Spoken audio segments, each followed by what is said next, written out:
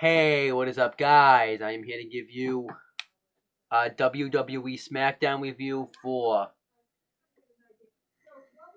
I think, June 10th? June 6th, way off, 2014. If you notice, I don't have my glasses on because, I sat on them today and they're broken.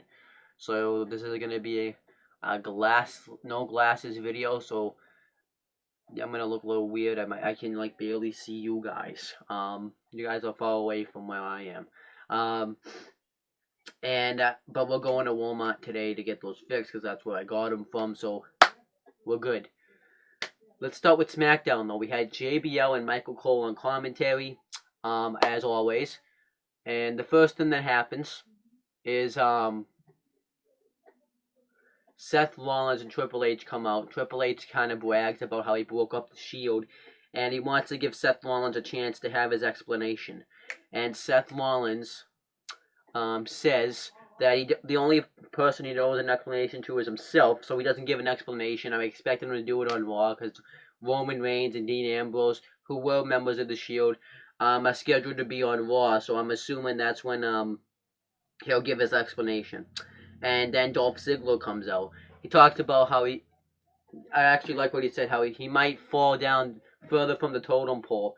I wonder if that was like a legit cheap shot because what happened was he's been falling down the totem pole a bunch of times. So I like how he said that.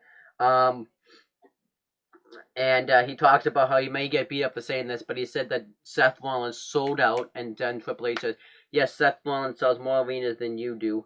He talks about how Seth Rollins turned his back on his brothers, somebody that he called the Shield, when they were on top. So Triple H makes a match between Seth Rollins and Dolph Ziggler. Great match.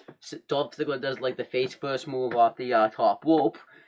Seth Rollins does a turnbuckle bomb and hits the double stomp for the win, and that's about it.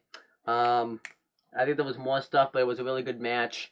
And then he was backstage with Triple H and Randy Orton, Seth Rollins was, and then Big Show comes up and says, if you try to do the same thing to me, there would be a different outcome.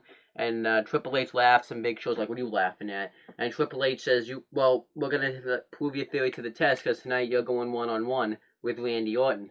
And then Rusev squashed Xavier Woods again. Nothing special. He's all Russian still. Bo Dallas squashed Santino Marella. We had a sick Intercontinental Championship match between Bad News Barrett, who was the champion, defending the title against Rob Van Dam and Cesaro, and Paul Heyman was on commentary. He mentions that Brock Lesnar conquered The Undertaker's streak at WrestleMania. And what happened was this was a great match, very back and forth.